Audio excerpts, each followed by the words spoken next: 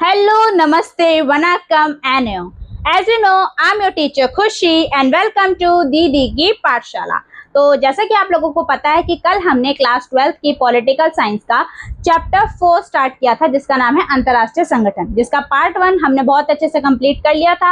अगर आप चैनल पर पहली बार आए हैं तो मैं आपको बता दूं कि ये चैनल एक एजुकेशनल एंड इन्फॉर्मेटिव चैनल है। तो एजुकेशनल की अगर हम बात करें तो क्लास 8 to 10 के लिए सोशल साइंस का एंड 11th एंड 12th के लिए हिस्ट्री एंड पॉलिटिकल का कंटेंट आपको इस चैनल पर मिल जाता है। ठीक है, तो अभी चैनल को सब्सक्राइब कर लीजिए, प्रेस कर लीजिए बेल आइकन को, ताकि जो भी लेटेस्ट अपडेट हो वो आप तक पहुंचती रहे।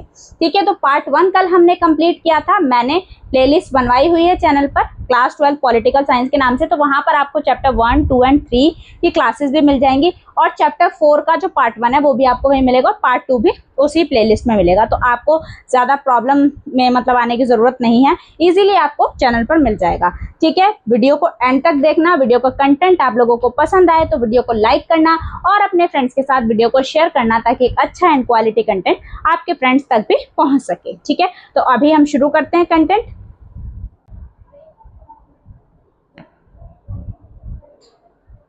जी, तो शुरू करते हैं क्लास 12 का चैप्टर 4 जिसका नाम है अंतर्राष्ट्रीय संगठन या इंटरनेशनल ऑर्गेनाइजेशन। तो सबसे पहले जो टॉपिक हमने पढ़ा था उसमें हमने पढ़ा था अंतर्राष्ट्रीय संगठन की आवश्यकता हमें क्यों पड़ती है। ठीक है, तो जो एक इंटरनेशनल ऑर्गेनाइजेशन हमने बनाया उसकी नीड हमें कब महसूस हुई। तो हमने देखा था कि वैश्विक समस्याओं का समाधान करने के लिए युद्ध होते हैं, तो युद्धों की रोकथाम के लिए एक मीडिएटर की तरह काम करेगा और सहयोग और विकास की भावना को बढ़ाने के लिए, बीच में बैलेंस बनाने के लिए सारे देशों के बीच में हमें किसकी जरूरत है, हमें जरूरत है एक अंतर्राष्ट्रीय संगठन की। ठीक है, उसके बाद बात करें संयुक्त राष्ट्र संघ की पृष्ठभूमि, तो संयुक्त राष्ट्र संघ कैसे बना, ठीक है, उसका इतिहास क्या था ये हमने देखा था कि पहले जो है जब प्रथम विश्व युद्ध खत्म हुआ उसके बाद लीग ऑफ नेशंस बनाया गया, लेकिन लीग ऑफ नेशन सफल नहीं हुआ, वो युद्धों को नहीं रोक पाया और उसका परिणाम आपने देखा कि सेकेंड वर्ल्ड वॉर हो जाता है। जब सेकेंड वर्ल्ड वॉर हुआ तो ये चीज हो गई कि भाई ये तो युद्धों को नहीं संभाल पा रहा, तो हमें एक अच्छी और एक सफल ऑर्गेनाइजेशन की जरूरत है। तो तब बनता है आपका यूएनओ यानी कि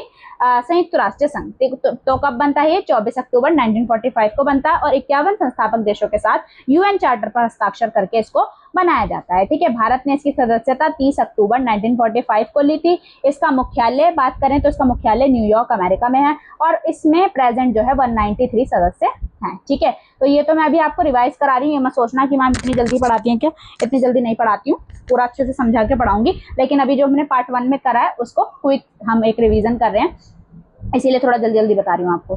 ठीक है, तो पार्ट 3 इसका जो थर्ड टॉपिक था वो क्या है, संयुक्त राष्ट्र संघ के अंग, ये प्रमुख अंग क्या है। तो सबसे पहले हमने देखा था महासभा, जिसके अंदर जो भी यूएनओ के सदस्य हैं वो ऑटोमेटिकली महासभा के सदस्य होते हैं। तो 193 इसके टोटल सदस्य हैं, हर देश का एक वोट होता है, बजट पेश करना है, नए सदस्य का प्रवेश हुआ है, कोई नीतिगत डिसीजन लेना है, वो सब महासभा में होता है। इसका सबसे इंपॉर्टेंट पार्ट हम कह सकते हैं सुरक्षा परिषद को। ठीक है, जो भी अंतर्राष्ट्रीय शांति है, सुरक्षा है, उसको उसकी जिम्मेदारी इसकी होती है। उसमें टोटल 15 सदस्य, 5 स्थायी 10 अस्थायी होते हैं। इसके अलावा आर्थिक और सामाजिक परिषद होती है, जो भी आर्थिक सामाजिक मुद्दे हैं वो सब देखती है। 54 सदस्य होते हैं इसमें और 3 वर्ष का कार्यकाल उनका होता है। अंतर्राष्ट्रीय न्यायालय की बात करें तो कानूनी विवाद होगा तो उसको निपटाता है। इसका मुख्यालय हेग में है, बाकी सबका न्यूयॉर्क में, सिर्फ एक यही है जिसका हेग नीदरलैंड में है। इसमें 15 न्यायाधीश होते हैं, हर एक न्यायाधीश का 9 वर्ष का कार्यकाल होता है। सेक्रेटरीट सचिवालय की बात करें तो जो भी प्रशासनिक कामकाज होते हैं, जो भी डॉक्यूमेंट का वर्क होता है वो सब यहाँ पे होता है। और 1994 में स्थगित हो गई थी ये न्यायसिता परिषद आपकी। ठीक है, क्योंकि इसका काम था जो भी औपनिवेशिक देश है उनको आजाद कराना, तो लास्ट प्लाउ था उसको स्वतंत्र कराकर इसका काम खत्म हो जाता है।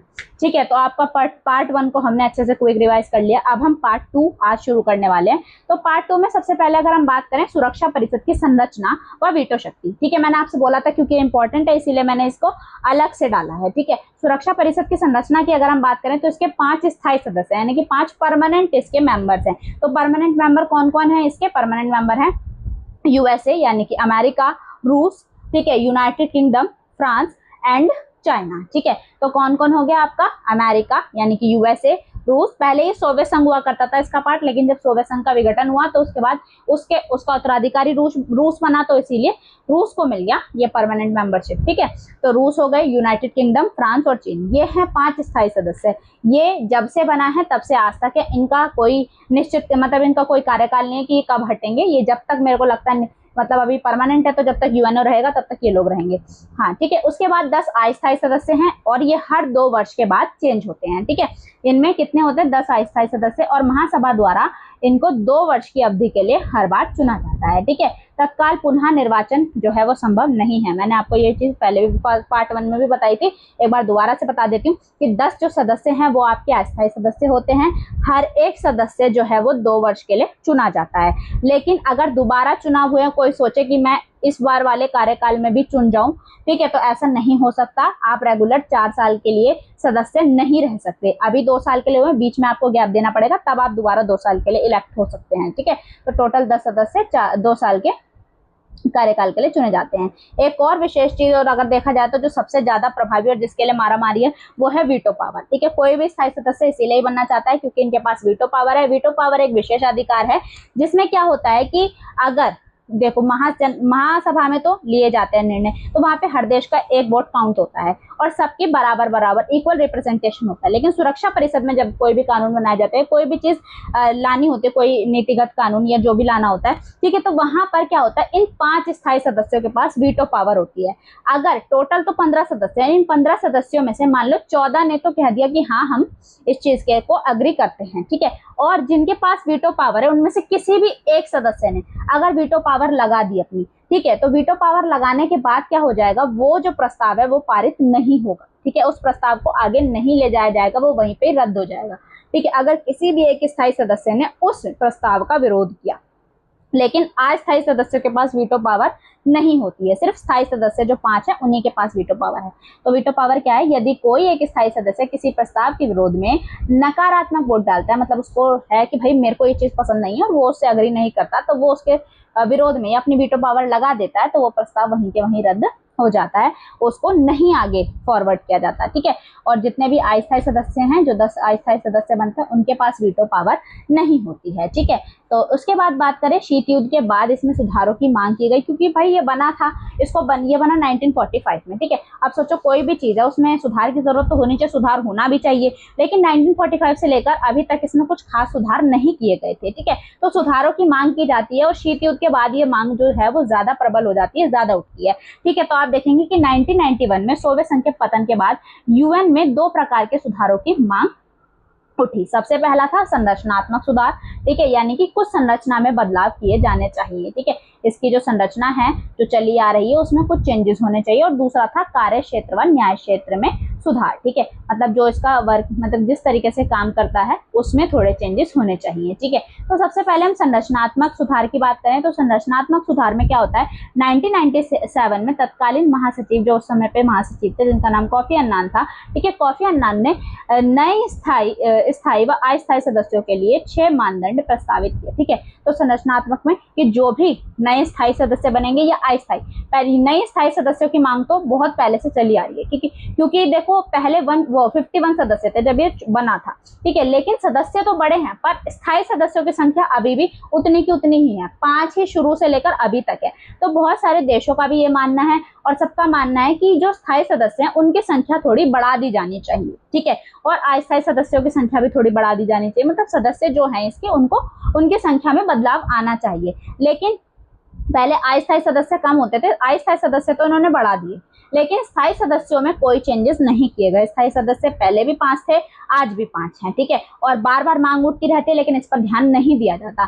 तो बाद में कुछ मानदंड रखे गए कि अगर कोई बनेगा स्थायी सदस्य या अस्थायी सदस्य तो उसमें क्या क्या चीजें होनी चाहिए उसके पास। ठीक है, तो सबसे पहले क्या था कि वो एक बड़ी आर्थिक शक्ति होनी चाहिए। पहला पॉइंट है कि जो भी देश इसका अस्थायी या स्थायी सदस्य बनेगा उसके लिए बड़ी आर्थिक शक्ति होना जरूरी है। दूसरा, सैन्य शक्ति होनी चाहिए, पैसा भी हो, सेना भी अच्छी हो। ठीक है, आर्थिक शक्ति भी हो, सैन्य शक्ति भी हो। उसके बाद यूएन बजट में वो निरंतर वित्तीय योगदान देता हो, यानी कि यूएन के बजट में निरंतर उसका पैसा, उसका योगदान आता रहना चाहिए। ठीक है, तो आप तभी क्या रहेंगे, इसके सदस्य बनने के लायक हैं। इसके अलावा जनसंख्या के आधार पर बड़ा राष्ट्र होना चाहिए। पहला आर्थिक शक्ति, सैन्य शक्ति और बजट में निरंतर योगदान, इसके अलावा जनसंख्या के आधार पर क्या होना चाहिए, बड़ा राष्ट्र होना चाहिए, अच्छी खासी जनसंख्या आपकी होनी चाहिए। इसके अलावा लोकतंत्र और मानवाधिकारों का सम्मान करने वाला देश, ऐसा देश हो जो लोकतांत्रिक विचारों को मान रहा है, मानवाधिकारों का भी सम्मान कर रहा है, ठीक है। इसके अलावा ऐसा देश जिससे विश्व की भौगोलिक, आर्थिक और सांस्कृतिक विविधता प्रतिबिंबित होती हो, यानी कि अगर देखा जाए तो ऐसा देश होना चाहिए जहां पर भौगोलिक हो, आर्थिक हो, हर तरीके की, ठीक है, विविधताएं जो है उनका वो सम्मान करता हो, उनको साथ में लेकर चलता हो, ठीक है। तो ऐसे देश को इसका स्थायी या अस्थायी सदस्य बनाना चाहिए, ऐसा कोफी अन्नान ने कहा था, ठीक है, 1997 में। क्या बोला सबसे पहला, बड़ी आर्थिक शक्ति हो, सैन्य शक्ति हो, यूएन के बजट में पैसा देता हो निरंतर, ठीक है, बड़ा राष्ट्र होना चाहिए, जनसंख्या के आधार पर लोकतंत्र और मानवाधिकारों का सम्मान करने वाला देश होना चाहिए, भौगोलिक, आर्थिक और सांस्कृतिक विविधता को दिखाने वाला देश होना चाहिए, उसका सम्मान करने वाला देश होना चाहिए, ठीक है। तो उसके बाद कार्य, ये तो हो गए आपके संरचना में बदलाव। कार्य क्षेत्र में बदलाव की बात करें तो कार्य क्षेत्र और न्याय क्षेत्र में सुधार में क्या कहा गया कि शांति निर्माण आयोग का गठन यहाँ पर किया गया, मानवाधिकार परिषद की स्थापना की गई, ह्यूमन राइट काउंसिल, क्योंकि पहले जो था ह्यूमन राइट वाला टॉपिक इतना इंपॉर्टेंट नहीं था, लेकिन बाद में इस चीज को मतलब जरूरत महसूस हुई कि ह्यूमन राइट जो टॉपिक है या ह्यूमन राइट वाला जो इशू है वो ऐसा इशू है जिस पर काम करने की जरूरत है। तो एक काउंसिल बनाई गई जिसका नाम है मानवाधिकार परिषद, 2006 में इसकी स्थापना की गई, ठीक है। उसके बाद मिलेनियम डेवलपमेंट गोल्स यानी कि MDGs और सस्टेनेबल डेवलपमेंट गोल्स पर जोर दिया गया, ठीक है।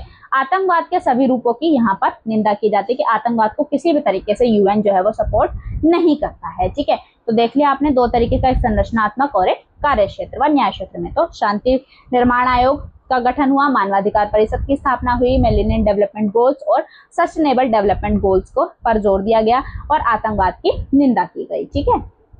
इसके बाद अब भारत भी इसकी लाइन में है कि भारत भी चाहता है कि भाई मेरे को स्थायी सदस्य बनाया जाए, और भारत की दावेदारी के पक्ष में बहुत सारे तर्क भी हैं, ठीक है। क्या, सबसे पहले अगर जनसंख्या वाला टॉपिक देखें तो विश्व की सबसे ज्यादा सर्वाधिक जनसंख्या या आबादी भारत के पास ही है, ठीक है। तो विश्व की सर्वाधिक आबादी का प्रतिनिधित्व करते हैं हम। इसके अलावा विश्व का सबसे बड़ा लोकतंत्र, ठीक है, विश्व का सबसे बड़ा लोकतंत्र है हमारे पास, निरंतर और स्थिर लोकतांत्रिक शासन प्रणाली, ठीक है, हमारे पास है। और इसके बाद बात करें आर्थिक क्षमता की, तो विश्व की शीर्ष और तेजी से बढ़ती अर्थव्यवस्थाओं में हम भी शामिल हैं, ठीक है, भारत भी शामिल है। जनसंख्या है ज्यादा, लोकतांत्रिक शासन व्यवस्था भी है हमारे देश में, और हम तेजी से बढ़ती हुई अर्थव्यवस्था भी है। अब इस बात से मैं प्रॉपरली सहमत नहीं हूँ, क्योंकि कह सकते हैं अर्थव्यवस्था हम बढ़ती हुई है, लेकिन मुझे नहीं लगता पर्सनली, ठीक है। तो सबके अपने अपने विचार हैं, मैं इस बात से सहमत नहीं हूँ। चलिए, शांति अभियान में योगदान, तो शांति अभियानों में योगदान भी करता है भारत। हाँ, इस चीज को हम कह सकते हैं कि शांति अभियानों में हमने योगदान शुरू से अभी तक किए हैं, ठीक है। पीस कीपिंग मिशंस हो गए आपके, और भारत का ऐतिहासिक और सर्वोच्च सैन्य योगदान इसको बोला जाता है, ठीक है। इसके अलावा नियमित वित्तीय अंशदान हम देते हैं, बजट में जितना हम हो सकता है उतना हम देते हैं, बिना चूके हर बार जो भुगतान होना होता है वो हम करते हैं, ठीक है। इसके अलावा, ठीक है, क्या क्या मैंने देखा, सबसे पहले जनसंख्या है सर्वाधिक, उसके बाद विश्व का सबसे बड़ा लोकतंत्र है, आर्थिक क्षमता है हमारे पास, बढ़ती हुई अर्थव्यवस्था है, और शांति अभियानों में हमने निरंतर योगदान दिया है, नियमित हम वित्तीय बजट में भी पैसा देते हैं, ठीक है।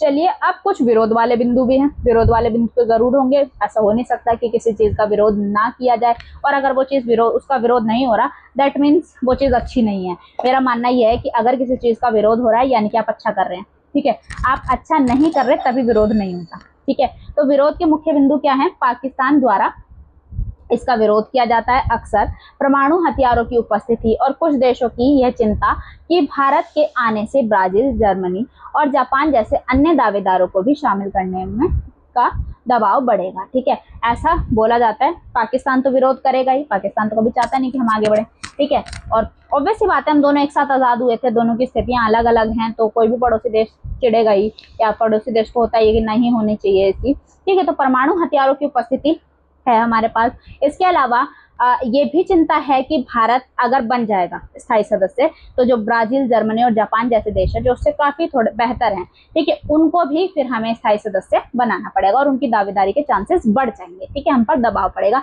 इसीलिए भी जो संयुक्त राष्ट्र संघ है वो इस पर इतना ध्यान नहीं दे रहा है, ठीक है। तो अब देखते हैं नेक्स्ट टॉपिक हमारा क्या है, एक सेकेंड।